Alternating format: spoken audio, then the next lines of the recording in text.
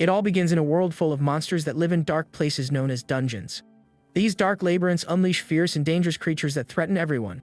Bringing immeasurable terror to the human world, these beasts attack the cities without mercy. People are terrified as the monsters destroy everything and attack the knights protecting the area. Even with soldiers trying to fight bravely, the creatures seem to be too strong for them. Because of this, everyone hoped for the arrival of a hero who could face this great threat. Our scene then takes us to the outskirts of the Belgrade Empire, where a city has been attacked. There, a monstrous wolf growls, showing its sharp fangs, ready to attack anyone. The creature then corners a mother and her son, who have nowhere to run. At that moment, the beast opens its enormous mouth, preparing to devour them both at once. With nothing she can do, the woman just hugs her son, expecting the worst. But before the attack happens, a shining sword is unsheathed by someone mysterious. Right after, this person takes down the wolf with a single blow, saving the family. Kneeling down, the savior asks if they're okay, and the woman confirms they are. Then his team of knights appears, and he tells the civilians to leave the rest to them. The young man introduces himself as Ash, the captain of the Empire's 13th Knight Unit. Being from the 13th Unit, the protagonist smiles confidently at the battle to come. Ash then orders his team to take down the enemies, and they all advance into the fight together. Shortly after, another creature leaps toward the captain to try a surprise attack. However, the protagonist faces the monster with a serious look, and his eye begins to glow. Ash firmly grips his sword, preparing for the creature's attack. He then charges forward with his shining blade and hits the wolf with a precise strike. But just as the monster falls to the ground, another flying creature appears in the sky. Using the wolf's body for a boost, the protagonist launches himself as the griffin descends to attack. The beast strikes the ground with its claws, and Ash narrowly dodges the blow. With a backward leap, the young man gets away from the danger and looks for an opening to strike back. Just then, he spots a farmer's rake leaning against a nearby wall. The captain grabs the tool and imbues it with his energy, asking what the monster thinks of that. He then throws the rake with all his might toward the flying creature. The attack hits its mark, and the griffin screams in pain as it falls toward the ground. With his hand glowing, Ash prepares to use some kind of special ability next. However, the situation gets complicated as his friends are surrounded by several monsters. His companions complain that the number of enemies seems to be endless. After defeating another wolf, the protagonist asks if Mary and Will are okay. Ash then raises his sword and shouts that they will never lose and will protect the village. Hearing their captain's words, the knight will smiles, full of determination. His other companion, Mirai, also feels motivated to continue fighting with all her might. With that, the entire 13th unit advances together to face the horde of creatures. The battle continues into the night, and the team finally manages to defeat all the monsters. Tired, Ash wonders if they really managed to finish off all the enemies there. Suddenly, a strange noise comes from a fallen body on the ground, startling everyone. His companions are shocked by what they see emerging from the shadows. Even Ash is surprised and speechless at the sight of the new creature that has appeared. Soon, a giant serpent emerges in front of the team under the light of the full moon. But the captain just smirks and says it looks like one of the big ones has finally arrived. The monster then opens its mouth and shoots a powerful blast of fire at the group. Ash stands in front of the attack to protect his friends from the fiery explosion. The young man then shields himself with his arm while enduring the intense heat of the blow. With a determined look, the protagonist seems to be planning his next move. He then charges through the flames and leaps toward the giant serpent's head. The creature turns quickly and tries to devour the captain with a single bite. Ash gets caught but manages to use his sword to keep the monster's mouth from closing. Seeing her captain in danger, the archer Yuruka runs to help, shouting his name. She then readies a special arrow that glows with an intense bluish energy. Yuruka fires her powerful attack, which flies swiftly toward the creature's eye. The arrow hits the serpent's weak spot, and it can't react in time. The monster screams in pain and throws its head back, creating an opening for the captain. Ash takes the chance and jumps out, thanking Yuruka for saving him. The protagonist readies himself again with a serious look to continue the battle. He then charges with his glowing sword to attack the distracted serpent. With a battle cry, the captain unleashes all his energy in a single final blow. His powerful attack cuts through the air in a trail of golden light, heading for the monster. With that, the giant serpent is finally defeated, falling to the ground in 2 pieces. The villagers who were watching are shocked by what they just witnessed. Then everyone starts to celebrate, shouting that they finally won. The narrator explains that the monster attack on the Empire was contained. And it all happened thanks to the great efforts of the 13th Knight Unit. This was mainly because of Captain Ash, who had a prodigious performance in the battle. Defeating more than 200 monsters by himself, he was essential to the group's victory. After the fight, his companions celebrate the feat and jump on the protagonist. Because of his overwhelming strength, the young man received the nickname Ash the Vanquisher. Our scene then shifts to a large castle on a sunny and peaceful day. Inside, the king recognizes Ash's services in subjugating the monsters. As a reward, the emperor grants him the rank of a Kwasi, noble of the kingdom. The protagonist then accepts the honor with a bow and a grateful look.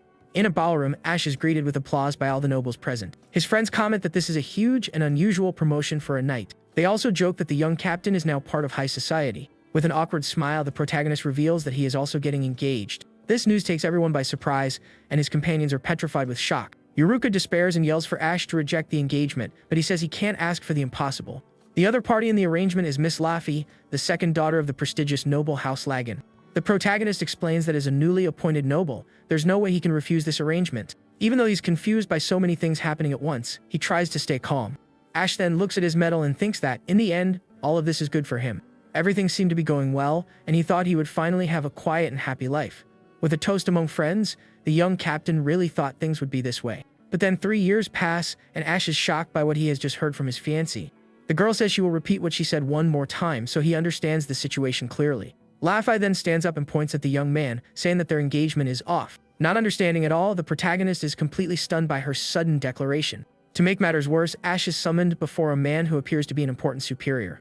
This man then points at the captain with a malicious smile and banishes him from the Knights. Returning to the previous scene, the young man asks Laffy what he did to make her dislike him.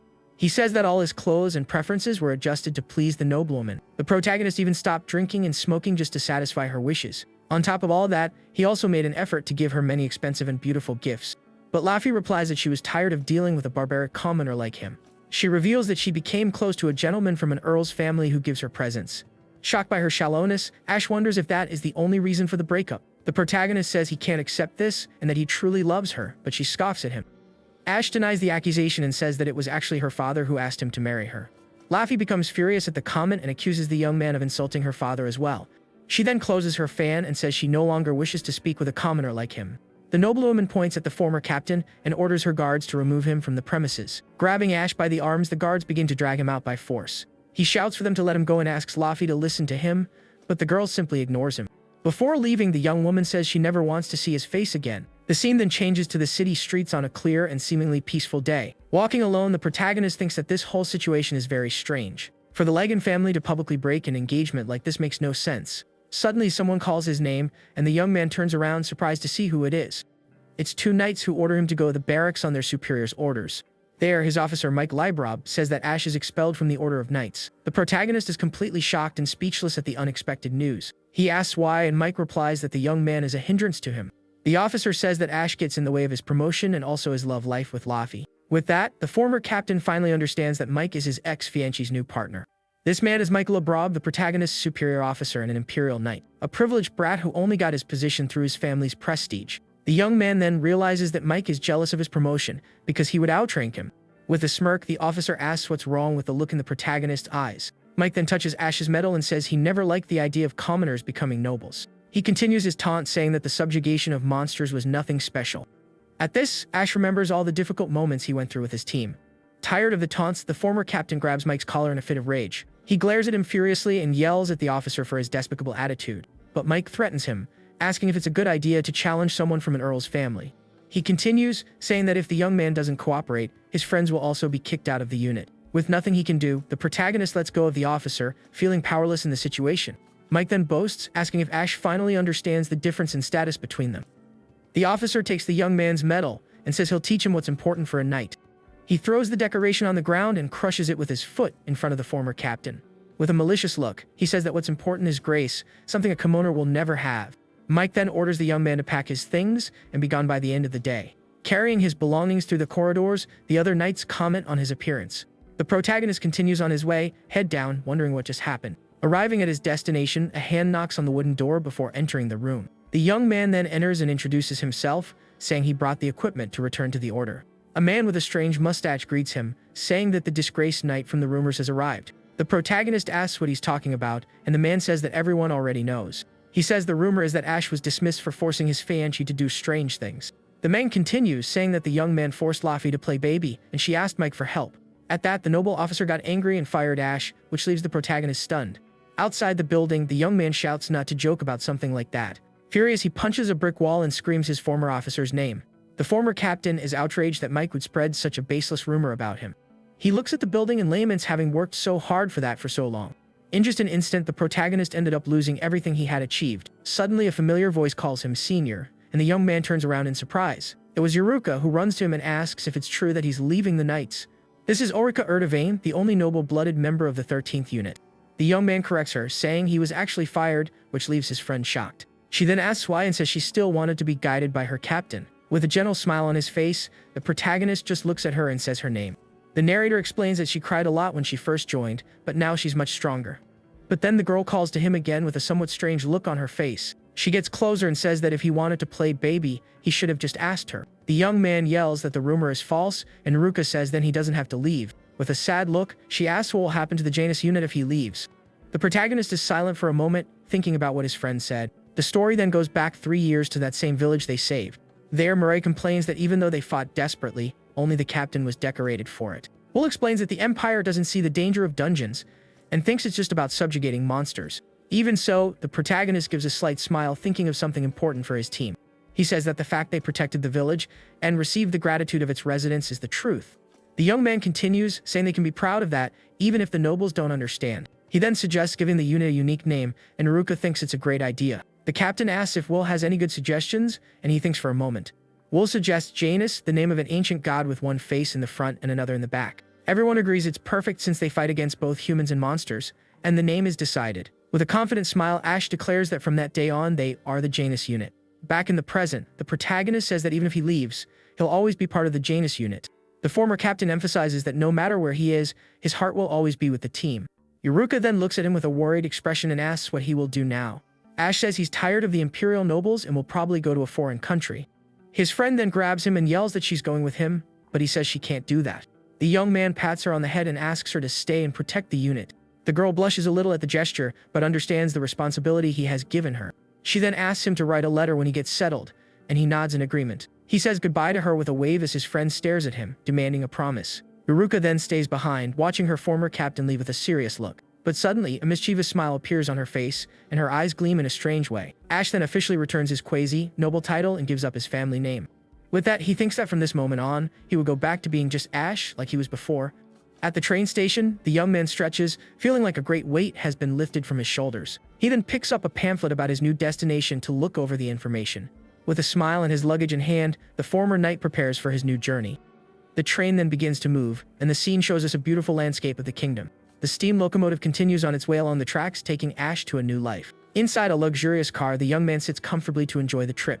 But suddenly, an older man wearing a top hat appears at the door of his cabin. The stranger then walks slowly toward the protagonist with very firm steps. He approaches and asks if he can have a moment of the young man's attention, who looks at him. Not recognizing him, the former knight asks who this mysterious man in front of him is. The gentleman shows the pamphlet Ash was looking at, asks if he happened to have dropped it. The protagonist thanks him, and the man asks if this is his first time visiting the kingdom.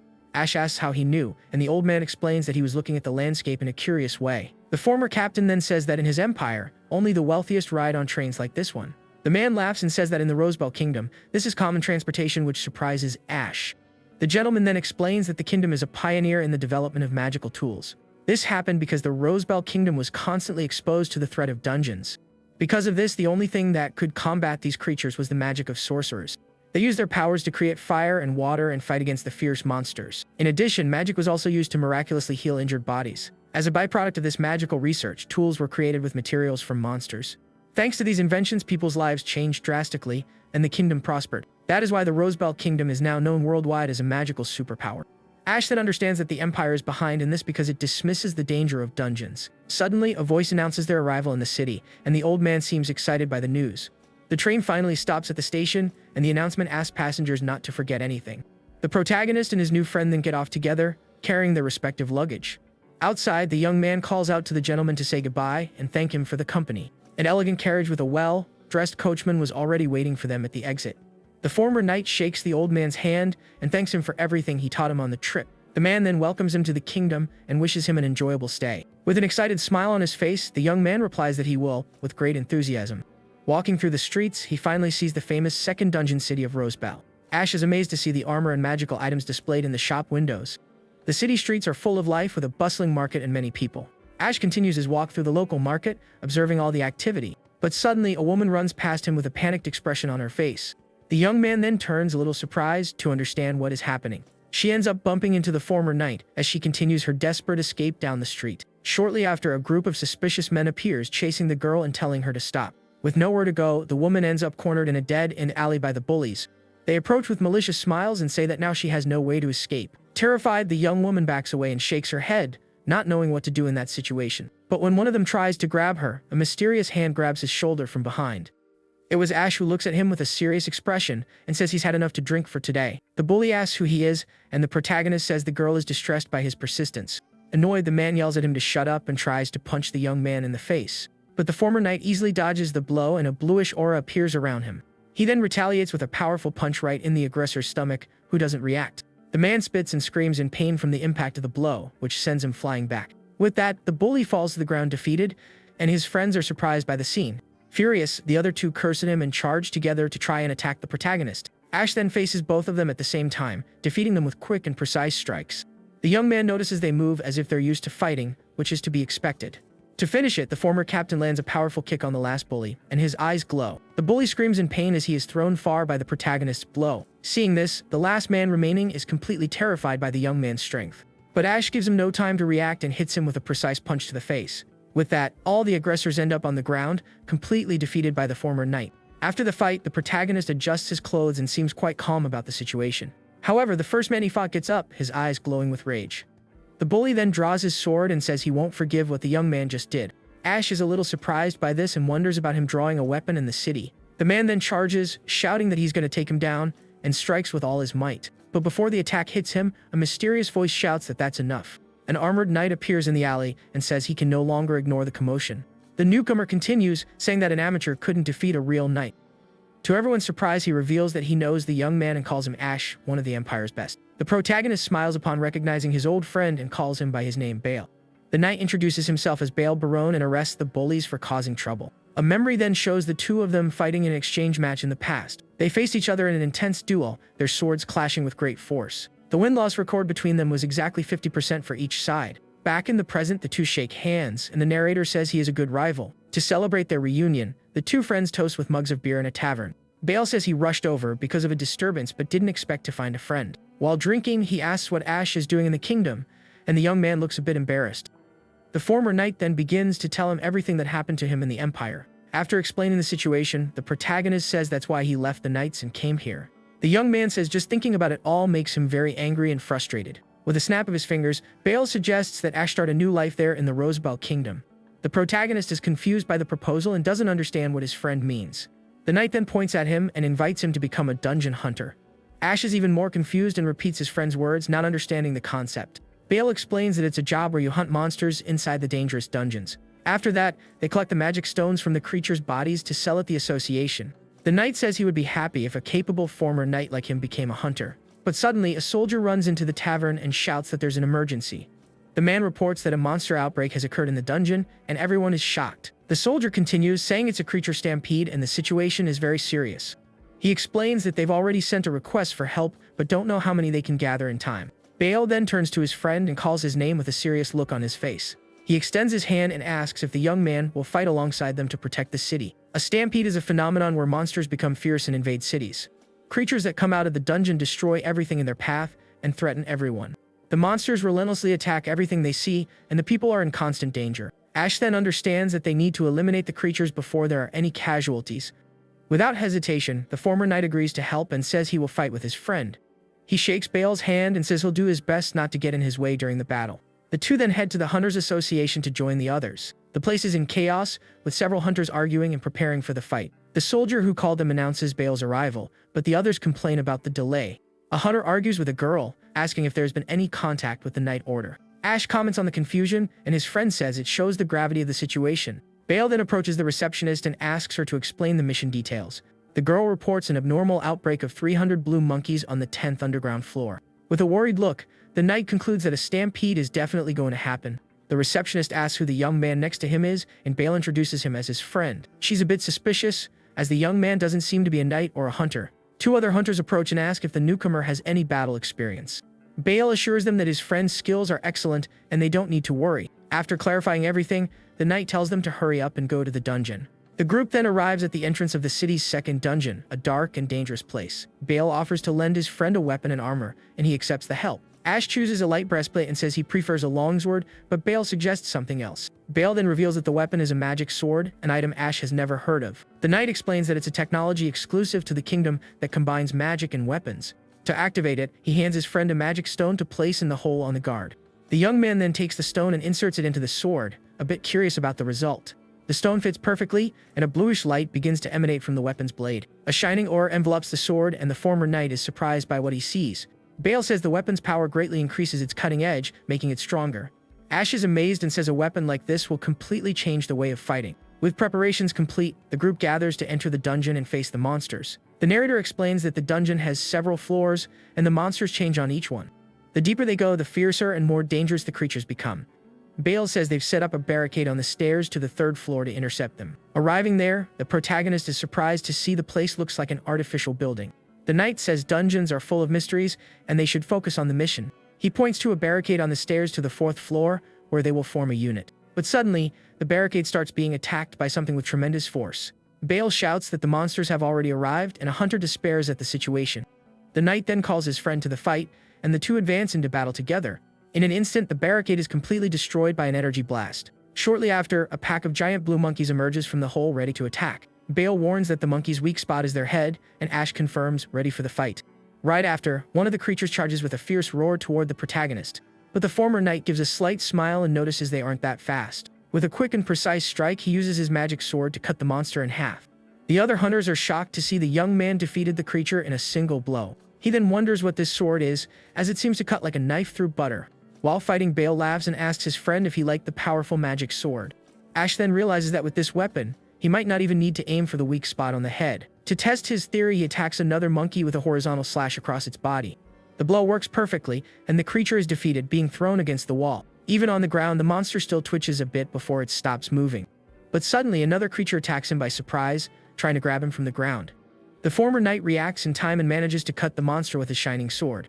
Bale then warns that these creatures are special and very resilient, which annoys Ash. The protagonist understands that this is a hunter's job and kicks one of the monsters. But the horde of creatures seems endless, and another one charges toward him. He then complains that the situation is tough as he cuts down another enemy with his sword. Meanwhile, Bale faces a monkey that is gathering energy and says their fur is worth a lot. The knight prepares his attack and says the fur is popular for nobles' winter clothes. The other hunters are impressed, as the blue monkeys are not weak monsters. The hunters are impressed and wonder who Captain Bale's helper is. A knight then reveals that he is Ash the Vanquisher, a name that surprises everyone. He continues, explaining that the young man once stopped a monster stampede in the Empire. The soldier says that on that occasion, the former knight defeated 200 monsters by himself. The others are shocked by the number and say he's an elite, like a hero. The knight concludes that if he's on the same level as Bale, then he has the skill of the 10 swords. Ash is a bit confused and asks what this title of the kingdom's 10 swords is. A red energy then appears around his eye as he continues to fight. The knight takes off his helmet to answer the question and says yes with a serious look. With a slightly sinister smile, he explains that it is the greatest desire of all knights. The protagonist then shouts if his friend hasn't gotten stronger and praises him during the battle. Bale replies that the former knight has also gotten stronger than he was a year ago. The two then fight side by side, their swords glowing in a flurry against the monsters. The young man asks if the knight really thinks so and seems happy with the compliment. Bale says this just makes him want his friend to become a hunter like him even more. After a while, the fight finally ends, and the two are surrounded by monster bodies. The other hunters watch in shock, realizing they defeated 300 monkeys by themselves. They then realize they did nothing, and Ash and Bale celebrate their victory together. Back at the association, the receptionist counts the total value of the collected magic stones. The girl announces that the total is 600,000 rows, and everyone is surprised by the amount. Bale asks if elite hunters don't always earn that amount, and the girl confirms it.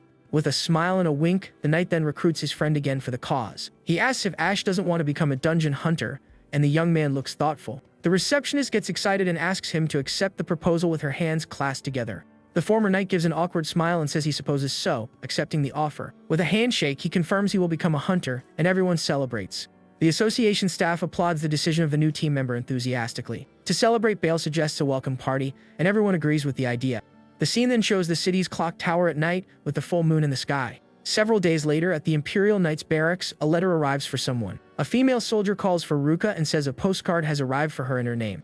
The knight thanks her and takes the letter with a slightly curious look about the sender. She wonders who it could be and is a bit confused looking at the card in her hands. Suddenly, a somewhat sinister laugh is heard, and the girl stands with her back to the room. With a frightening look and a malicious smile, she says she will go see him right now. The scene then returns to the Imperial Knights headquarters on a sunny day. Yuruka reads the card with a relieved smile and says he seems to be full of energy.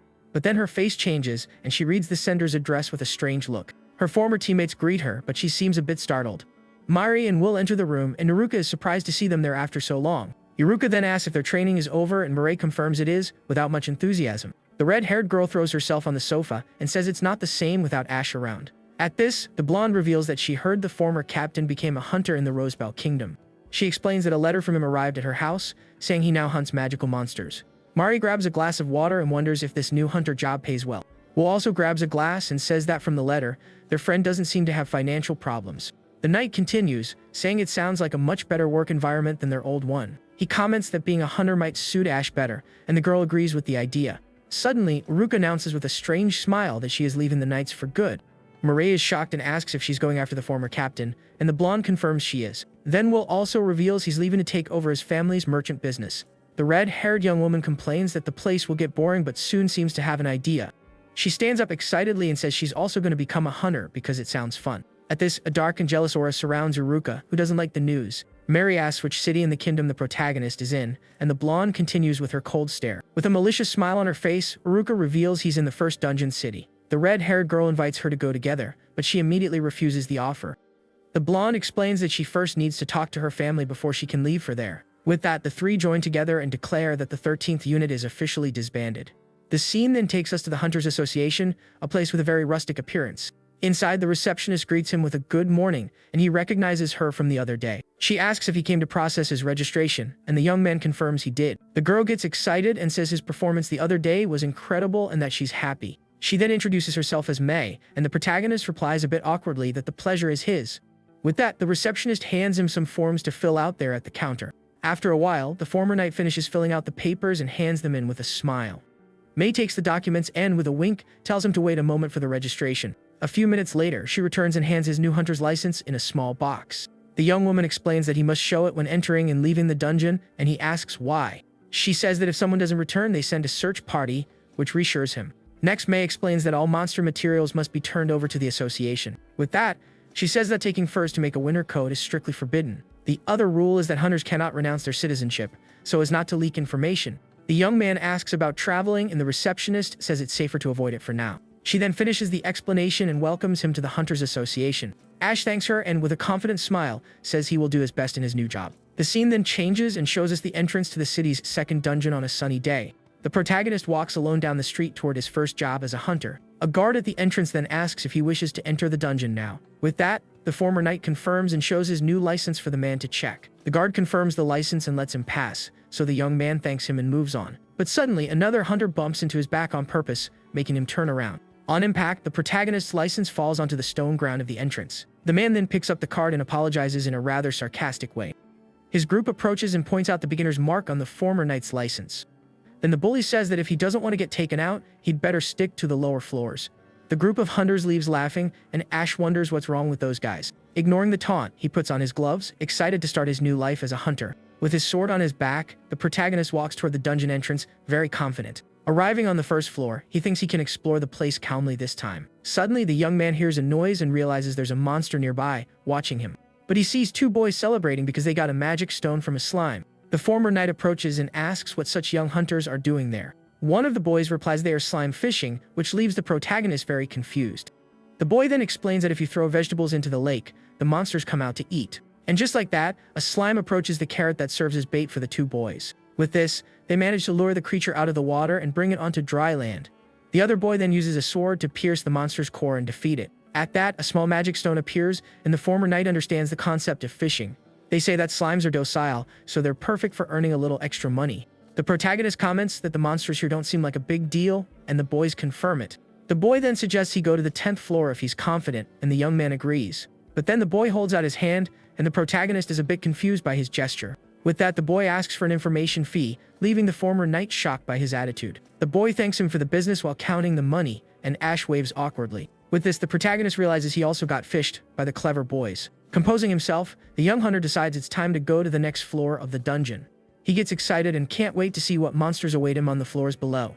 Meanwhile, the bully hunter from before seems to be very angry for some reason. With a furious look, he can't understand what's happening with those creatures. His group is then surrounded by several monsters with red eyes glowing in the darkness. The scene then takes us to the 4th floor, a place that is a vast, sunny green field. The protagonist is surprised to see a field and understands that the scenery changes on each floor. He looks up and is amazed that there's a sky even though they're on the 4th basement level. Suddenly, the former knight notices something moving in the tall grass nearby.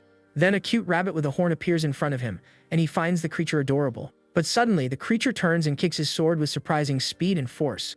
The young hunter is completely surprised by the small creature's unexpected attack. He remembers that even if it's cute, it's still a monster and attacks it with his glowing magic sword. With the rabbit defeated, Ash celebrates his first official monster subjugation in the dungeon. The protagonist takes out a book to see the name of the creature he just defeated.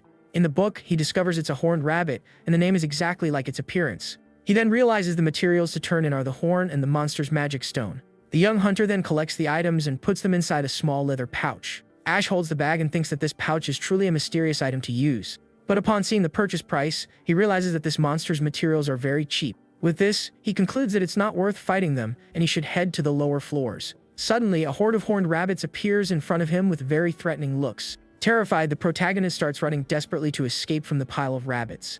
The narrator explains that a few things happened, and now he is on the 9th floor of the dungeon. His exploration continued without problems, and on the 10th floor, he faces the blue monkeys. Arriving on the 13th floor, the former knight takes a deep breath and thinks he's come a long way. He observes the place and wonders if after the field and the forest, it's now a cave. Suddenly, a frightening scream echoes through the corridor, and the young man turns in surprise. The protagonist realizes the sound is coming from deeper in and runs toward the noise. There, he finds the same group of hunters from the entrance, surrounded by several skeletons. The young hunter then remembers that they were the same guys he saw at the dungeon entrance. A giant skeleton with a red cape prepares to attack the leader of the hunter group. At this, the former knight shouts for them to be careful and charges with his glowing sword. He then manages to block the monster's blow in time, saving the hunter from the fatal attack. The protagonist then asks if the hunter is okay, and he confirms he is, a little shocked. Facing the monster, Ash thinks it's the first time he's seen a skeleton like that. With that, the young man charges and attacks the creature's body with a powerful blow from his sword. The attack hits its mark, and the skeleton's body shatters from the force of the impact. But even on the ground, the creature's eyes still glow, and it seems to be alive. The former knight wonders if the weak spot is the head and prepares a new attack with his weapon. He then delivers a powerful blow to the monster's skull with his shining blade. After the attack, the protagonist breathes a sigh of relief, thinking the battle is finally over. Suddenly, a purple magic stone begins to glow inside the fallen skeleton's chest. At this, the monster begins to repair itself, and the young hunter is shocked by the scene. He wonders if the creature is immortal but soon remembers that it's already lifeless, after all. The other hunters then shout that the weak spot is the magic stone in the heart area. Looking closer, Ash sees the glowing stone and understands that is his true target. The skeleton then rises again and charges with its sword to attack the protagonist. But the young man dodges the blow and counterattacks with a precise slash from his bluish blade.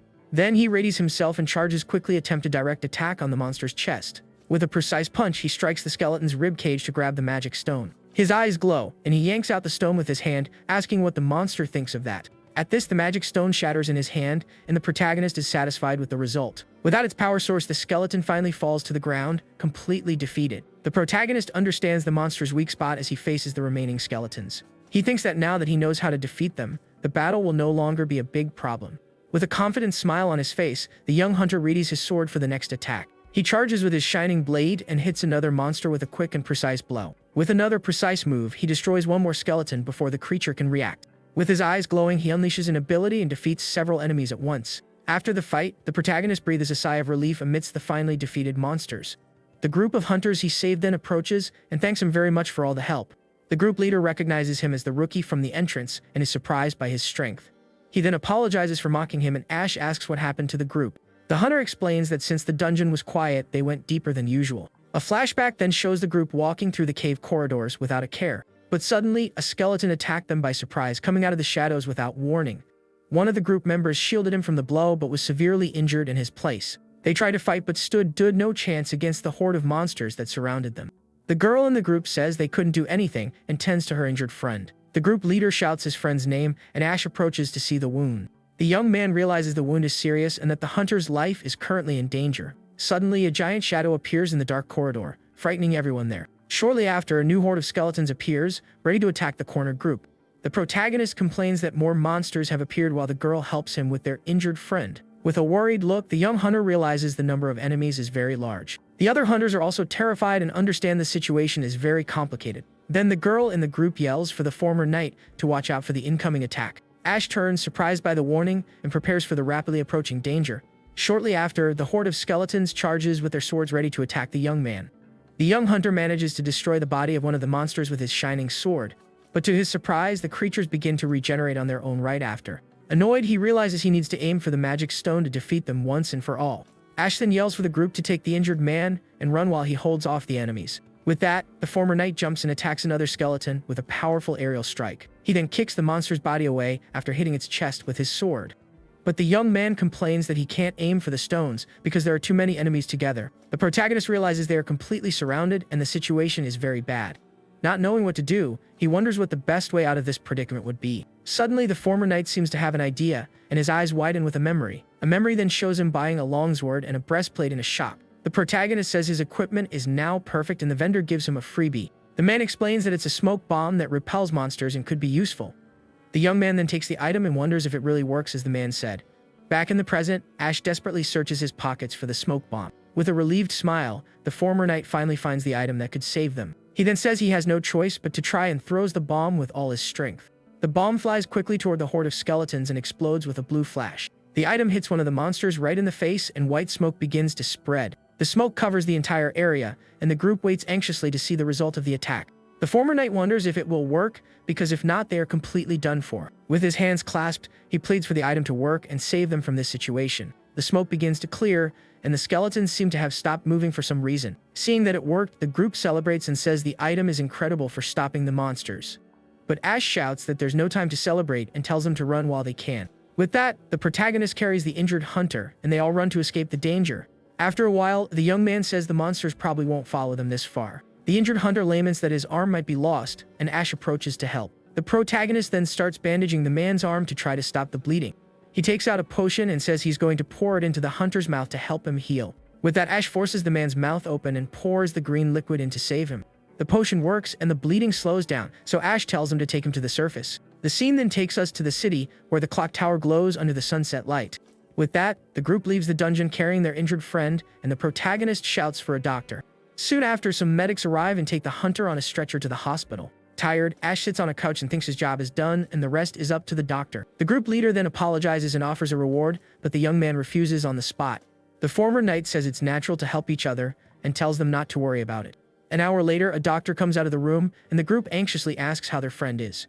The doctor explains that the potion saved his life, which relieves the girl in the group. But he reveals they couldn't save his arm, and the leader says just surviving is enough. Ash agrees, saying that as long as you're alive, anything is possible, and they'll find him a job. Seeing their friendship, the protagonist thinks with a smile that he's envious of that feeling. At this, he remembers his old team, the Janus unit, and wonders what they are doing. A month passes, and a hunter in a tavern asks Ash if he's not going to join a party.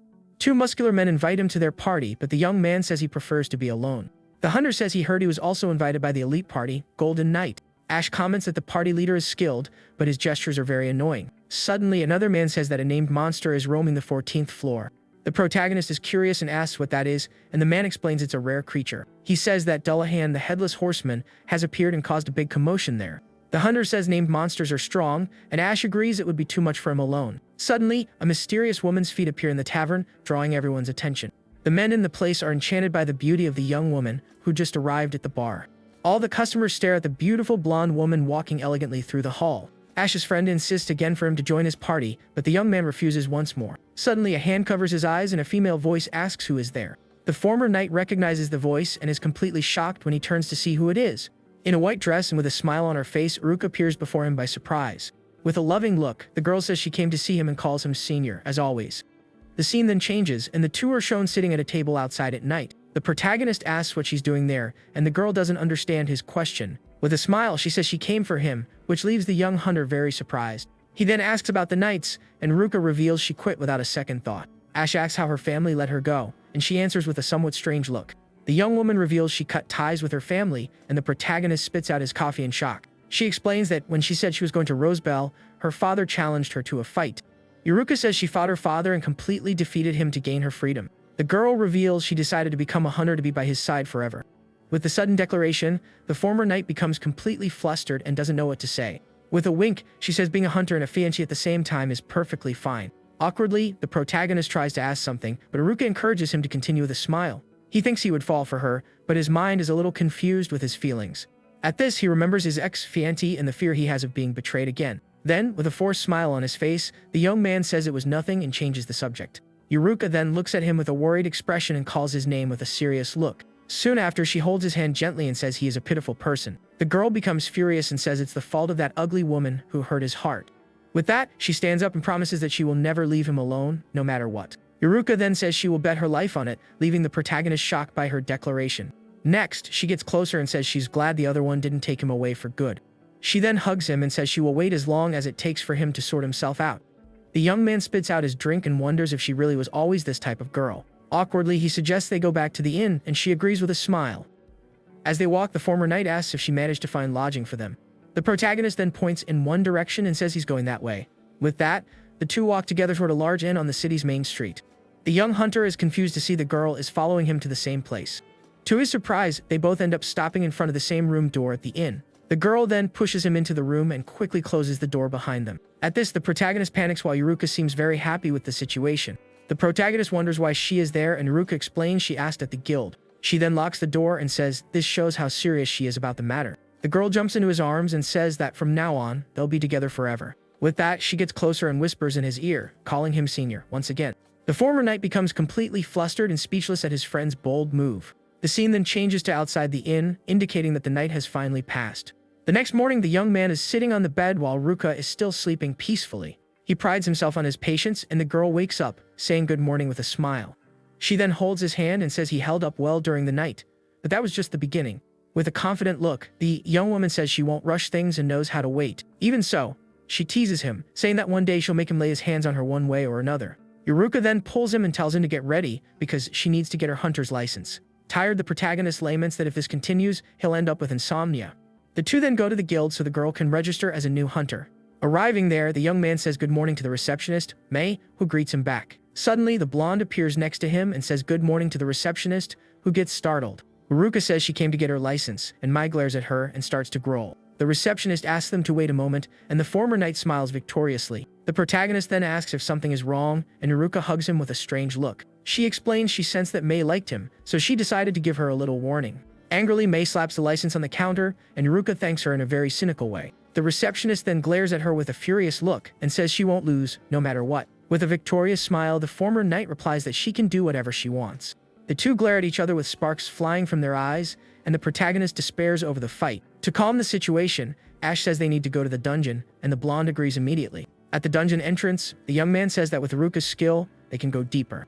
With that, the pair advances quickly and reaches the 10th floor of the dangerous place. There, they encounter blue monkeys, and the former knight asks his friend to fight alone. The creatures then roar fiercely, showing their sharp fangs to the new hunter. Shortly after, the monsters charge as a pack to try and attack the girl all at once.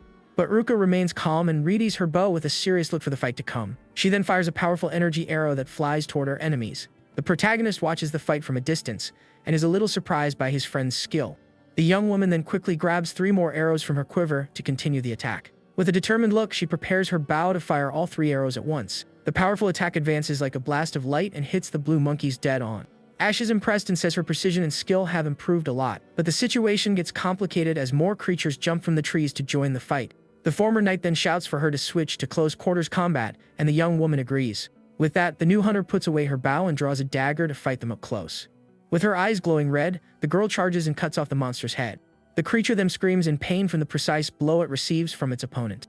The young woman then does a backflip and finishes off the monkey with a precise dagger attack. Yuruka climbs on top of another monster and defeats it with a powerful downward strike. Ash is proud and thinks that her close quarters combat is also impressive. After defeating the monsters, the former knight waves to her friend with a victorious smile. The protagonist then smiles and says he's proud his junior has gotten so strong. With that, the hunter duel leaves the dungeon after a very intense day of training. He praises the girl for improving, and she asks him to praise her even more. With a smile, the young man suggests they try the 13th floor the next day. Suddenly, one of the boys from the slime fishing appears running and shouting his name. The boy arrives out of breath and says a named monster has appeared in the dungeon and they need help. The news shocks the former knight, who is left speechless upon learning that Dullahan is there. The scene then takes us to the Hunters Guild, where everyone is agitated by the news. A girl with a teddy bear in her arms trembles with fear while sitting in a chair. The receptionist Maya explains that the girl's party encountered the monster on the 14th floor. The boy reveals that she is the sole survivor, and that more than 10 people didn't make it back. The protagonist then kneels in front of her and asks if she can tell him what happened. Terrified, the girl says the monster's sword suddenly moved on its own and attacked them. Ash asks what happened to the sword, but the young woman starts crying, unable to answer. The protagonist says she's in no condition to talk, and the receptionist asks what to do. Yuruka says they need to recover the bodies, and Mai asks if it's for their burial. But the former knight explains it's to gather information about the monster from the wounds. Meanwhile, the surviving girl is taken away by the guards, still in a state of shock. The protagonist agrees it would be difficult to get information from her in that state. With that, he asks if a named monster is really that strong, and Mai becomes concerned. She explains that the red monkey from 3 years ago required all the elite hunters. Mai says the association will form a recovery team but will need an escort. The fishing boy says if they encounter the monster, the mission is over for them. The protagonist then becomes thoughtful and remembers the hunter he saved in the dungeon. He then calls the receptionist's name with a serious look and volunteers for the mission. With a determined look, Ash says he will go as an escort for the recovery team. The next day, a base is set up in front of the second dungeon for the mission to begin. There, the protagonist meets with the team and explains that the destination is the 14th floor. A hunter asks what they'll do if they encounter the monster, and Ash says they'll run. But the other hunters laugh and say they could probably defeat the creature. The young man then tells Yuruka to wait at the inn, but she hugs him from behind and refuses. The girl points at him and shouts that she won't be a burden, which makes him awkwardly agree. With a determined look, the protagonist tells the team it's time to begin. With that, the entire group advances together toward the dungeon entrance for the mission. Right on the first floor, the group encounters some skeletons, but the protagonist acts quickly. He shouts that the enemy are skeleton soldiers, and everyone prepares for the battle to come. The creatures advance with their swords and red eyes glowing in the cave's darkness. Ash says the priority is recovery and for them to destroy the stones and keep going. He then asks Yuruka to shoot the magic stones, and the girl says she'll try. The former knight then fires a powerful energy arrow that destroys the monsters. One of the hunters praises the girl's skill, and everyone is impressed by her power. Another member says that with her around, the path to the 14th floor will be easy. But suddenly, a strange noise startles everyone, and they stop to see what it is. The team then continues its way through the dark dungeon corridors cautiously. The team continues running through the dark cave corridors to reach their destination. Arriving at the location, the group is shocked to see the scene that awaits them. 2 hunters are fighting Dullahan, the headless horseman, who appeared by surprise. With imposing armor and a blue flame on its neck, the creature looks very powerful. The monster then raises its flaming sword and prepares to attack the 2 hunters. It then delivers a powerful blow that the men try to defend against with their weapons. But the force of the attack is too great, and the hunters are thrown back by the impact. The monster then attacks again with its flaming sword, giving them no chance to react. With a single fiery blow, the headless horseman defeats all the other enemies. The protagonist is shocked, as the monster wasn't supposed to be on this dungeon floor. The protagonist wonders what kind of weapon that is and how its blade is on fire. He then sees the hunters' bodies melting like candy from the heat of the fire. With his eyes glowing purple, the young man wonders how he could fight that monster. Suddenly, the headless horseman turns toward the group watching the scene. One of the hunters shouts that they've been spotted and tells everyone to retreat immediately. The protagonist is a little confused, as the monster doesn't seem to be moving toward them. The headless horseman simply stands in the same spot, staring at the group from a distance. The monster then sticks its flaming sword into the ground and waits for some kind of movement. Ash is confused by the creature's attitude and doesn't understand what it's doing. He realizes the gesture resembles the etiquette of a duel between knights and is surprised. With wide eyes, the young man wonders if the monster is waiting for him to draw his sword. A memory then shows the protagonist fighting his friend Bale in a duel in the past. The two smile with the thrill of combat and face each other with all their strength. Ash remembers the thrill of fighting with a single blow and how exciting it was for him. With a sinister smile on his face, the former knight seems to be enjoying the situation.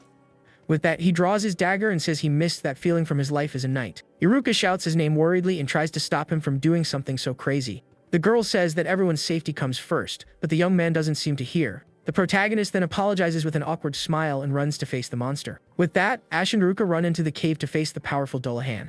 The headless horseman stands still with its sword stuck in the ground, waiting for its opponent. The hunters who fled comment that only the knights could defeat a monster like that. Yuruka then notices her friend is smiling and looks at him, a bit confused by the scene. The girl says he's smiling and the protagonist is surprised because he hadn't noticed. He then touches his face and realizes he really was wearing an excited smile. The young man remembers that one false step against an opponent like that means the end of the line. With an excited look, he wonders if he actually really wants to fight this monster. The scene then changes and shows us the inn where they are staying during the night.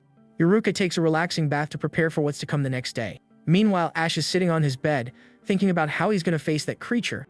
The young man seems very thoughtful and worried about the difficult battle that awaits him. The next morning, one of the hunters from the recovery team reports what happened in the dungeon. The receptionist Mai is shocked to learn that the monster's sword was on fire. The other hunters say there's no way to defeat the creature because their weapons melt. Because of this, the receptionist suggests they give up on recovering the bodies for now. One of the men says to call the knights, but she explains it's not possible.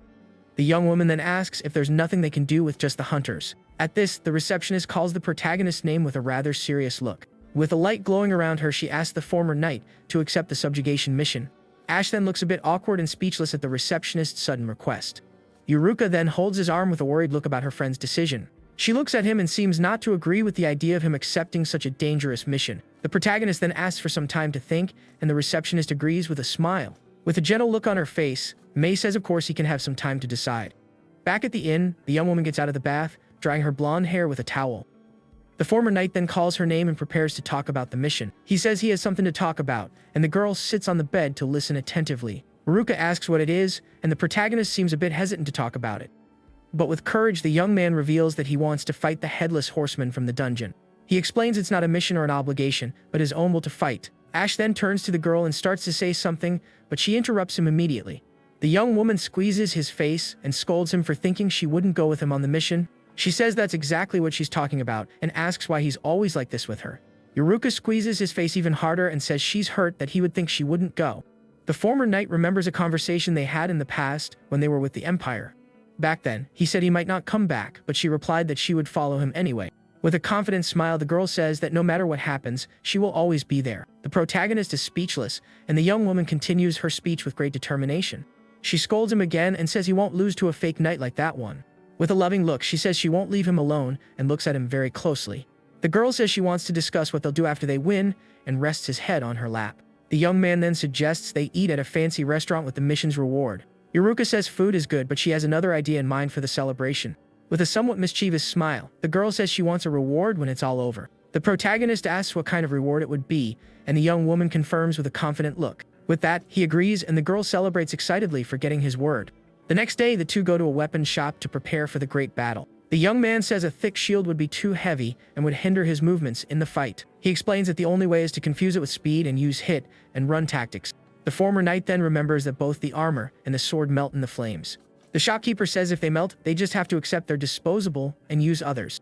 The protagonist is then surprised, as he hadn't thought of that option before coming there. With a smile, he understands this is a good alternative to his current problem.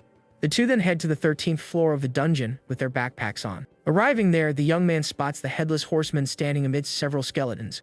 The monster is in the same spot as before and seems to have been waiting for him the whole time. The protagonist's eye glows red, and he seems very focused on the battle to come. He notices the number of bodies on the ground has increased and gets angry at the situation. At this, the former knight prepares for the fight and takes something out of his backpack to use. He takes several packages from his bag, preparing for his hit and run strategy. With his strategy in mind, the young hunter says he's ready for the fight and charges forward. He then shouts for Yuruka to go, and the two run together to face the Dullahan. The former knight leaps for an aerial attack, while his friend readies her bow for support. Yuruka then fires a bluish energy arrow with all her strength toward the monster, but the Headless Horseman deflects the attack with its sword, creating an energy explosion. Ash takes advantage of the distraction and comes down with a powerful blow to hit the creature from above.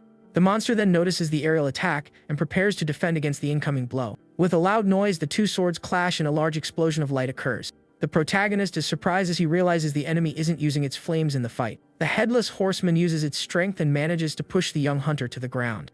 With a powerful blow, the creature attacks and breaks the young man's sword with a single move. Feeling the pressure of the attack, the former knight grinds his teeth at his opponent's strength. Seeing her friend in danger, Yuruka shouts his name and fires another arrow to help him. The arrow hits the monster's sword and creates a small opening for the young man to recover. At this, the girl asks if he's okay, and Ash pants, a little tired from the battle. With a serious look, he realizes the monster still isn't using its flames in the fight. He understands the creature seems to be enjoying the duel and isn't fighting seriously. With a slight smile, the protagonist finds the situation interesting and grabs a new sword. The young man then stands up and, with a challenging look, asks if they can continue the fight. The Headless Horseman raises its sword, accepting the challenge for the next round. The Headless Horseman then prepares for the fight and advances with its sword in hand. In a swift movement, the creature points its blade at the young hunter in front of it. The former knight repeats the gesture and faces his opponent with a serious and very determined look. Enveloped in a blue aura, the young man charges with his magic sword for a new attack. He then lands a powerful punch right on the horseman's helmet, which feels the impact. But the monster retaliates and manages to stop the young man's blade with its own hand. With a focused look, the protagonist notices the creature didn't use its fire sword. Ash then quickly retreats while his opponent prepares a new blow with its weapon. Yuruka says she'll provide support, but the former knight yells for her to wait a little longer. With a surprised look, he understands that this creature is no ordinary monster. Its movements and fighting style are exactly like those of a real knight. To test his theory, the protagonist decides to do something completely unexpected. With a formal gesture, he introduces himself to the monster as Ash, a former knight of the Empire. The creature then stumps its feet on the ground as if responding to his greeting. The protagonist recognizes this as the greeting of the Rosebell Kingdom and is surprised. With a smile, he confirms that this Dullahan is indeed a knight from that kingdom. The young man then turns and calls Yuruka's name, who looks at him, confused by the situation. He says he's going to fight one and asks her not to interfere in the battle. Then Ash faces the monster and regrets not being able to know its real name for the duel. But he promises he will make the world remember the strength of that noble knight. With a battle cry, the protagonist charges with his sword, ready for the next attack. He then delivers a powerful blow and hits the horseman's chest with his bluish blade. The young hunter's attack manages to create a small crack in his opponent's armor. Ash realizes the enemy is very resilient and already starts thinking about his next move. With that, he says he will keep attacking until he can break the monster's defense. Next, the former knight delivers another precise blow in the same spot to increase the damage. The crack in the creature's armor then starts to get bigger and bigger with the attacks. With a slight smile, the young man says it seems his opponent isn't invincible after all. The headless horseman then puts its hand on its chest and observes the damage it received to its armor. Suddenly, it sticks its sword into the ground with force, and a strange energy appears around it. With that, the weapon's blade begins to catch fire with an intense and very reddish flame. The monster then raises its flaming sword, preparing to finally fight seriously. Yuruka is shocked and shouts that the enemy is finally using its powerful fire sword. With a smirk, Ash says the fun is over and that this is very interesting. The creature charges with its flaming weapon, and the real battle is finally about to begin. The protagonist then defends against the fiery blow with his own bluish magic sword. But the heat is so strong that his shoulder guard catches fire, and he shouts in pain. He rips off the flaming piece of armor and throws it on the ground, saying that was a close call. The headless horseman then prepares to attack the young man, who is now at a disadvantage. Even so, the former knight prepares to defend against the next blow with all his might. The protagonist looks in shock at his sword, which begins to melt from the intense heat. With that, the headless horseman raises its flaming weapon to deliver the final blow. Seeing the scene, Yuruka shouts her friend's name, desperate about the dangerous situation. But with a confident smile on his face, the former knight seems to have a plan in mind. He then defends against the flaming attack with a powerful blast of energy and great force. The creature looks at him for a moment, waiting to see what his next move will be. With a slight smile, the young man says he also came prepared for this great fight. He shows a bag and says it's a magical item storage tool. Next, the protagonist throws the bag into the air, and several swords emerge from within it.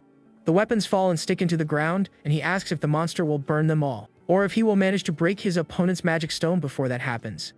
The young man then picks up one of the new swords from the ground to continue the battle. Surrounded by weapons, the former knight challenges the Dullahan to a real duel there. With that, he leaps with two swords to attack the headless horseman from above. The blow hits the monster's chest dead on, right in the crack he made before. But the protagonist's sword can't withstand the heat and breaks from the impact of the blow. Ash uses the momentum to grab another weapon as the monster retreats from the attack. He then runs to attack again with his new sword in a swift movement.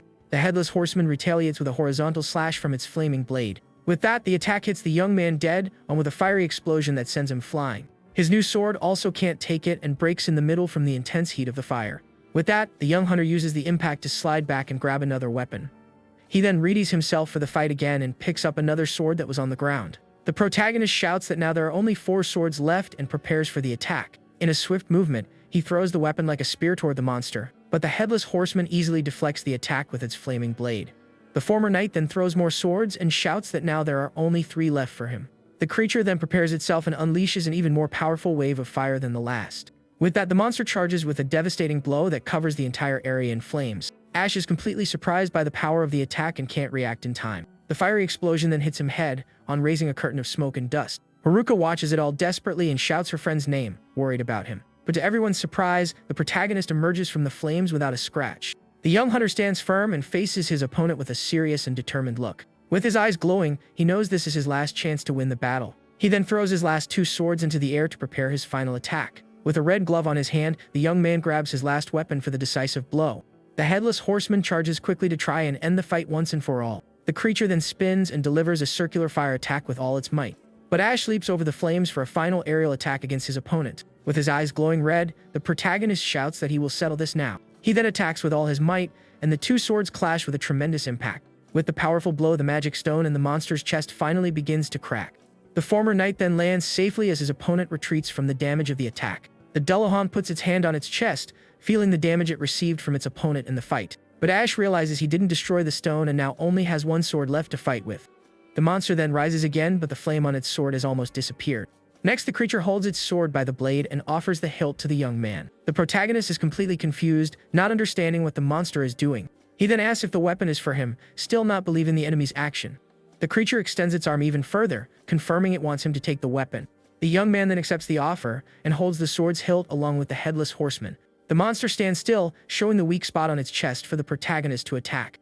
Ash holds the enormous sword and asks if the creature wants him to end it all there. He thinks that if his opponent were human, that last attack would have been fatal. The young man then closes his eyes and wonders if the thrill of the duel is already over. With a look of respect, he bids farewell to the Black Knight, acknowledging his honor. With a final blow, he strikes the cracked magic stone in the monster's chest with everything he has. The creature's head lifts for a moment as it receives the hero's final attack. With that, the monster's body finally falls to the ground, completely defeated by him. Tired, Ash breathes a sigh of relief beside the monster's fallen body and says it's finally over. The scene then takes us to the Hunters Guild on a starry and very quiet night. The receptionist May and the others are shocked and ask if he really defeated the Dullahan. The protagonist and Yuruka smile victoriously with the monster's items and confirm the great victory. Back at the guild, the hunters praise him, and he says the rest of the armor is in the bag. May despairs at the news and shouts for the young hunter not to do anything foolish. She tells him to keep everything until the knights arrive, and the young man awkwardly agrees. The receptionist then orders them to call Bale and prepare the largest room for the items. Ash comments that things seem more difficult now, and Yuruka agrees with a smile. His friend Bale then arrives and congratulates him, saying he knew he could do it. The former knight is happy to see him and asks if he only came to check the materials. The noble explains that named items require witnesses from the knights and the association.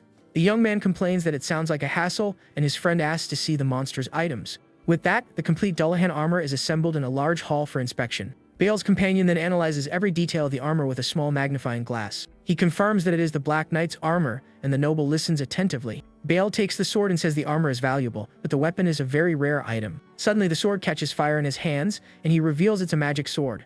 The receptionist and the other man are completely shocked by the knight's revelation. The protagonist then asks what a magic sword is, and everyone stares at him in surprise. Bale explains that it's a magical weapon that doesn't need a stone to work. He says it's the 5th time one of these has been found, and May calls it a historic discovery. The noble says he might receive a letter of appreciation and also a handsome reward. He then asks the two to write a report about the battle with the Dullahan. His friend hands them 2 clipboards and says the items will go to a research institute. The two take the reports, and Yuruka asks what this institute is. Bale explains it's an organization that studies the mysteries of dungeons and magic. With everything settled, the knight then calls the protagonist with a very serious look. With a focused expression, he asks his friend what the Headless Horseman was like. Ash then looks back at him and says there's no mistake about its identity. The young man confirms that the creature was undoubtedly a true armored knight. The noble says he knew it and reveals the armor resembles that of ancient knights. At this, he wonders if a human can turn into a monster and what the institute will think. The protagonist laments not knowing his name, and Bale asks if the enemy was strong. With a determined look, the former knight confirms that he was very strong. Ash finishes by saying he was a magnificent knight of the kingdom, looking at the armor. The receptionist Mai then takes the reports and congratulates the two on their good work. The young man stretches and complains it took longer than expected, as it's already night. Tired, he suggests they go to the inn to rest, and Yuruka agrees with the idea. But suddenly, a group of hunters appears and invites them to a celebration party. The protagonist and Yuruka are a bit awkward with the group's sudden invitation, but they end up accepting and go to a tavern to celebrate with the other hunters. With a cheerful toast, everyone celebrates the great victory over the named monster. The hunters say that from now on, he will be called Ash the Dullahan Hunter. With a smile, the young man thinks this new nickname is much better than the Vanquisher. One of the men then asks if the two have decided on a name for their party yet. The protagonist takes a sip of his drink and looks thoughtful at the question. At this, he remembers his old knight unit and the name they created. The young man gives a slight smile as he remembers the good times with his old team. He then says they decided that a long time ago and asks if Yuruka remembers. The girl confirms with a smile on her face and seems very excited about his idea. The other hunters are confused, as they have no idea what they're talking about. With that, the two reveal that the name of their party is the Janus Squad, just like before. The scene then changes to a train station on a clear and very sunny day. There, a red-haired girl shouts excitedly that they finally reached their destination. With her hands on her hips, she says the train ride wasn't as bad as she thought. With an excited smile, the young woman reveals that this is the kingdom's first dungeon city. With a determined look, she tells Ash and Yuruka to wait because she's coming. The girl then walks happily through the city, saying she'll become a hunter and earn money. She dreams of drinking, gambling, and having a lot of fun with all the money she's going to make. Arriving in the city, the red-haired girl goes straight to the Hunters Association. Inside, some men comment that the newcomer is a very beautiful woman. With a mischievous smile, one of them says he'd like to get closer to the mysterious young woman. The young woman then goes to the counter and tells the receptionist she's looking for someone. She asks for a hunter named Ash, but the attendant doesn't seem to know the name. The young woman says there's no one like that there, and the redhead is shocked because Yuruka said there was. Suddenly, she remembers her friend's malicious smile and realizes she was tricked. With a sinister laugh in her mind, the young woman understands it was all just a plan. Furious, she slams the counter and shouts that the blonde lied to be alone with Ash. With her eyes on fire, the girl says her plan to get rich won't end here. She asks where else there's an association, and the young woman says there are 2 other cities. Thoughtfully, the raid head decides she'll start by searching the nearest city. But suddenly, the young woman realizes a problem and looks at the attendant with a question. She then shows her money and asks if she can get a train with that amount. The receptionist says it's not enough, and the girl despairs at the situation. Suddenly, a voice calls her cutie, and the young woman turns to see who it is. It's the same group of hunters, who offer to lend her some money. The group leader approaches and says he can help her, but he wants something in return. With a malicious smile, he then puts his hand on the young woman's shoulder to provoke her. But the girl just gives a slight smile and lands a powerful punch on his face. The bully screams in pain and is sent flying while his friends are shocked by the scene. With her eye glowing red, the girl then charges to attack the next enemy. Next, she lands a powerful kick to the face of another aggressor, who doesn't react. The last man remaining is terrified to see his friend on the ground, defeated. The young woman then faces him with her glowing eye, preparing for the final attack. With that, she lands another precise kick on the last man to end the fight. After the fight, all the aggressors end up on the ground, completely defeated. But the group leader gets up furiously and yells at the girl for her attitude. He then tries to punch her, but the raid head easily dodges the blow. She then retaliates with a powerful kick right in the aggressor's stomach, who doesn't react. To finish it, the young woman lands a spinning kick to the man's face with all her might. At this, he spits and falls to the ground defeated, and she complains that she's already very irritated. With a furious look, the girl shouts for them to leave and not to bother her anymore. The receptionist who is watching is shocked and says the young woman is incredible. She then suggests the redhead become a hunter since she's out of money and is strong. The girl thinks about the idea and realizes it's the perfect solution to her problem. With a determined look, she says she will save up money to go after her friends. Meanwhile, 2 days later, Ash and Yuruka are walking together through the city peacefully. Suddenly, the girl calls her friend's name, and he turns to see what it is. It was Bale, who greets him and says he's escorting the Dullahan's items to the capital. Bale then gets a little closer to whisper something to the protagonist in secret. He reveals there was an inscription on the armor, and Ash is very shocked by the news. The noble says he was a royal knight who never returned from the dungeon a long time ago. The young man then wonders if he'll end up like him if he passes away inside that place. Ash says the armor and sword will be useful for research, and his friend agrees. Bale says the reward from the capital depends on the evaluation and says goodbye to the group. The protagonist then suggests they go to the association, and the girl nods in agreement. The scene then takes us to the Hunters Guild with a very loud sound of surprise.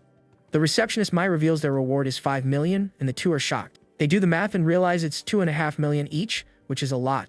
Mai then says they've been named exclusive hunters of the second dungeon city. Ash asks if that's a big deal, and she says they will receive various special treatments. With an excited smile, the receptionist asks them to continue defeating monsters. The scene then changes to the inn on a starry and tranquil night. Ash holds a glass of a drink and seems to be thinking about everything that happened that day. Alone in the room, he wonders how he should use all the money he's earned. Suddenly, Ruka calls him senior, and he turns to see what the girl wants. She hugs him from behind and asks about the reward he promised her before. With a blushing face, the young man says he hasn't forgotten, and the girl seems very satisfied. With a mischievous smile, Ruka sits on the bed and asks him to come to her. Awkwardly, the protagonist approaches the bed, but still a bit hesitant about the situation. The two then look at each other very closely, their hearts beating very fast in their chests. With a blushing face, the young man prepares for what's to come, but the girl surprises him. Yuruka then lays him on the bed with a smile and gets on top of him with a mischievous look. The young woman then gets closer with a blushing face and seems very happy with the moment. The protagonist becomes completely flustered and speechless at his friend's bold move. She then teaches him how to place his arm comfortably so she can lie down. With that, the girl lies down next to him and hugs him with a loving smile on her face. With a mischievous look, she says that from that day on, she wants him to be her pillow. Ash asks if that's all, and she teases him, asking if the young man was disappointed. Yuruka says she'll wait but wonders if she's not being a bit sneaky with him. With a smile, he says no and that he actually likes her way of being. The young man then pats her head and hugs her with a very loving look. He says she is important to him and asks her to stay by his side forever. With a blushing face, the girl says of course she'll stay with him and hugs him very tightly. She promises to stay by his side and prove her love forever, looking at the starry sky. A week after the Dullahan's subjugation, their lives as hunters continue. The two then fight together as the Janus squad against the dungeon's monsters. Now they can easily handle the bone warriors on the 15th floor. The protagonist then wonders what the 16th floor will be like and what awaits them there. The former knight then suggests they take a look at the new floor, and the two go down the stairs. Arriving on the 16th floor, the duo is shocked to see a huge sunny desert. The place is incredibly vast and stretches for miles with a blue sky above. The girl asks if they are still in the dungeon, and the young man says the place is very wide. The young man says dungeons are mysterious, and the two continue to explore carefully. Suddenly, a giant flying monster appears in the sky along with several smaller ones. One of the creatures then dives quickly toward them for a surprise attack. The protagonist prepares for battle and draws his sword to face the threat. With a quick slash of his blade, he hits the creature and shouts that it's coming. The monster screams in pain from the impact, but doesn't seem to have been defeated by the attack. The larger creature then attacks and fires its feathers as if they were missiles at them. The young man throws himself to the ground to dodge the projectiles that stick into the earth with force. The feathers then begin to glow with intense energy, preparing to explode. With a large explosion, the young man is thrown back by the force of the attack's impact. Yuruka then realizes the creature can use magic and that its feathers explode on their own. The giant monster screams again, preparing to launch another volley of feathers at them. The protagonist warns that the enemy is going to attack again and shouts for his friend to run. But suddenly, a mysterious voice says they are wrong and a new person appears. A blue-haired woman appears beside them and says this is their chance to attack. At this, the newcomer charges and attacks the monsters with a blow from her sword. With a quick and precise movement, the woman cuts the creature's wings with her blade. She then charges forward and defeats the other monsters with impressive speed. Ash and Ruka are completely shocked by the strength of the mysterious warrior. With a confident look, the woman shouts for the two of them to follow her to a safe place. Suddenly, a new group of hunters appears and charges together to fight the monsters. An archer fires a green energy arrow that flies toward her enemy. The attack hits its mark and manages to defeat some of the smaller flying creatures. Another woman with white hair charges and cuts one of the monsters with her shining sword. A man then finishes off the last creature with a precise blow from his bluish blade. The protagonist and his friend are impressed and say the new group is incredible. The blue-haired woman then approaches and says it's been a while since they've seen each other. Ash thanks her for saving them and calls her by the name Tanya, which surprises her. Suddenly, the woman kisses him on the cheek, leaving him completely flustered and speechless. Yuruka, who is watching, is shocked and very jealous of the newcomer's action. With a mischievous smile, Tanya says she would do anything for him without any problem. The blonde then runs to separate the two and yells for the woman to stop it now. Very angry, she scratches her friend's face to try to wipe off the kiss mark. Yuruka glares at him furiously and asks who that woman is and what she was doing. With a smile, the blue-haired woman wonders who that girl is after all. The scene then changes to a tavern where the three are sitting together at a table. The blue-haired woman introduces herself as Tanya Sander and greets the blonde. Ash explains that she is the leader of the goddess's sword party and a noble who became a hunter. The young man asks what she's doing there, and Tanya says she returned from a trip that day. She says she heard he defeated a named monster and that if he hadn't, she would have. Yuruka gets annoyed by the comment, and Ash says Tanya probably could have done it. He reveals she was one of those who defeated the red monkey, and the blonde is shocked. The nobleman says she became a hunter to gain fame with her own name, not her family's. The girl then asks how a noble knows him, and the young man seems a bit embarrassed. He tells her that Tanya tried to recruit him for her party, but he ended up refusing the offer. The blue-haired woman then looks at him with a mischievous expression and says she hasn't given up. Ash tries to convince him, saying that joining her party would be safer for him. With a mischievous smile, Tanya says he can have her body as he pleases. Yuruka is shocked by the proposal, and the young man spits out his drink with a red face. The noblewoman asks if it's not a good deal, and the young man shouts that's not the point. Awkwardly, he gets up and says he needs to go to the restroom to escape the situation. Tanya then looks at him with a smile as he walks away, a bit embarrassed. Suddenly, the blonde slams her mug on the table and glares at the noblewoman with a furious look. With a dark aura around her, Yuruka threatens her and says if she touches him, she'll regret it. The blue-haired woman just laughs and says the young woman is the very jealous type. With a smile, she holds the girl's face and says she doesn't just want Ash. With a mischievous smile, Tanya reveals she also wants the young blonde for herself. Yuruka is completely shocked and speechless at the noblewoman's sudden declaration. The blue-haired woman says everyone in her party is satisfied with her techniques. Hearing this, Tanya's companions blush and look awkward at the comment. The blonde is speechless and her face turns red as she realizes the woman's intentions. Tanya says she takes whatever she desires and that's why she doesn't hesitate to use her weapons. Yuruka glares at her angrily and seems to dislike the noblewoman's attitude at all. With a determined look, she says she won't lose and won't give up her beloved. With a smile, the blue-haired woman snaps her fingers and seems to have an idea. Suddenly, several waitresses appear, bringing many mugs of drinks to the table. Tanya then proposes a drinking competition to settle the dispute between the two.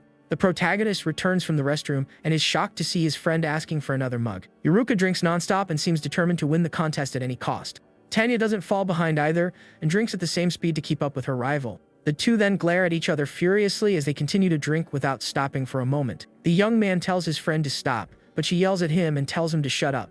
After a while, the blonde finally passes out on the table, and Ash asks Tanya to stop. With a victorious smile, the noblewoman says the young hunter now owes her one. The protagonist then says waiting is useless because he's not going to change his mind. The blue-haired woman just laughs and seems not to mind the refusal. With a wink, Tanya says goodbye to the young man and leaves with her group. The protagonist then carries his friend on his back through the dark city streets. Even passed out, the girl tells him to hold on tight because she's there with him. With a smile, she says she won't let anyone have him and hugs him lovingly. Ash just sighs and continues on his way through the city under the light of the full moon. The next day, an older, well-dressed man calls the two for a conversation. He asks the young man to tell him about the Dullahan, and the pair looks at him, a bit confused. The The man introduces himself and shakes Ash's hand, asking how the fight with the monster was. With his eyes glowing, he asks if the creature was strong, and the young man confirms it was. The gentleman then starts asking several questions about the enemy's appearance and strength. With great excitement, he asks about its dominant hand, its speed, and even its smell. Yuruka's a bit scared by the man's attitude and wonders who he is. Ash then asks his name and the old man apologizes for getting too excited. He introduces himself as Edgar, a marquis and the director of a research institute. The news shocks the two, who realize he is a noble of a very high rank. Edgar reveals he saw the monster's armor and found it all fascinating. He says he wanted to know more details and couldn't help but come to them. The protagonist is impressed by the energy of the old man before him. After the introductions, Edgar says it's time to get to what really matters. With a snap of his fingers, a large explosion of light suddenly happens in the room. The old man lights his cigarette with magic, and fire appears at the tip of his index finger. Ash and Yuruka are shocked to realize that this man is a powerful sorcerer. Edgar takes a drag and with a smile asks them again to tell him everything. With a dark aura around him, he asks the young man once more to talk about the monster. The protagonist then agrees and begins to recount all the details of the great battle. After a while, the clock on the wall shows that the conversation has been going on for hours. Tired, the former knight finishes speaking and says that's all he knows about the Dullahan. The old man then thanks them and says the two did a good job on the mission. Ash takes the opportunity and asks what the Institute's director thinks of the situation. At this, the man puts out his cigarette and says he agrees with the knight's idea.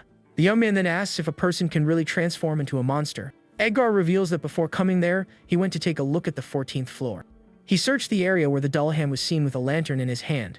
The old man then illuminates the path with his light in search of any important clue. Suddenly, he comes across several armored skeletons standing in the darkness. There, he found the mortal remains of several knights from the ancient kingdom. The bodies were fused with the dungeon walls and turned into bone. Ash and Yuruka are completely shocked by the director's terrible revelation.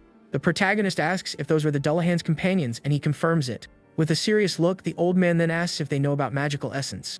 He explains it's the energy that mages use and that the dungeon is full of it. The old man continues, saying that a sword exposed to it can become a magic sword. By the same logic, he says a body exposed to it can also turn into a monster. Ash and Yuruka are silent for a moment, thinking about the terrible possibility. With an excited smile, Edgar asks if all of this isn't thrilling for them. He shouts excitedly that solving the secrets of the dungeons is the kingdom's truth. Yuruka then asks if he went to the 14th floor alone, and the man laughs. He says of course he didn't go alone, and that he took his assistant and some guards. Suddenly, his assistant Sergio runs into the room and shouts that he found him. The young man complains that he's always running off alone, and the old man looks at him with a smile. Edgar says he wanted to hear more from Ash, but his assistant scolds him for his attitude. Bale reveals the director always acts like this, and the protagonist says it seems difficult. Ash then comments that he just heard how magic swords are created, and Bale is shocked. The noble shouts that it's a secret, and the blonde realizes she shouldn't have heard that. The old man says he has decided to move forward with a plan, and Bale seems to agree. Before leaving, the knight asks the two to go to the association the next day. The protagonist and his friend are confused by the request, but don't question the order. The scene then takes us to the Hunters Guild on a clear and very sunny day. There, the two meet with the receptionist May to resolve some matters. The young man then points to Bale, who is nearby, and asks if that is a bailment. But the receptionist says that has nothing to do with Bale, and that he's on the ground floor. Suddenly, Kyle, the leader of the Golden Knight Party, enters the room with a smile on his face. Shortly after, the two men from the Big Claw Party also arrive, greeting everyone. To the protagonist's surprise, Tanya also appears in her full armor. Ash asks if they were also called by Bale, and the men confirm they were. The blue-haired woman then realizes that all the elite parties are gathered there. Yuruka gets angry seeing Tanya and holds her beloved's arm very tightly. Edgar enters the room with a good morning, and says it seems everyone has arrived for the meeting. Kyle then asks him why he gathered all the city's best hunters there. The old man says that named monsters have been appearing more frequently lately. He shows drawings of the red monkey and the Dullahan and says they are very strong. Edgar explains that something strange is happening inside the city's second dungeon. At this, the director announces they will conduct a large-scale investigation in the dungeon. This means the elite hunters will have to unite for the grand mission. With a serious look, the old man then asks for everyone's help in the upcoming investigation. Everyone is silent for a moment, shocked by the director's unexpected request. Bale then says he will explain the rest of the mission details to all the hunters. One of the men asks if they are to go to the 20th floor and realizes it will be difficult. The receptionist says the investigation will begin in 2 weeks to give them time to prepare. Tanya then asks if they are obligated to participate in the investigation mission. Bale confirms it's mandatory as the order came from the Queen and the Institute. The men from Big Claw say that with everyone together, the mission will be very easy. But the noble tells them not to underestimate the danger and asks what the deepest floor they've reached is. The parties reveal they have reached the 18th and 17th floors. The protagonist then says he is currently exploring the 16th floor. Bale says this is impressive, but the real problem is the 19th floor. With a serious look, he reveals that all investigation teams have been annihilated there. Ash is shocked and asks if even the Night Order was defeated. Bale confirms it and reveals there is a named monster much stronger than the others. With a dark aura, the knight says the creature's name is the Lizard King.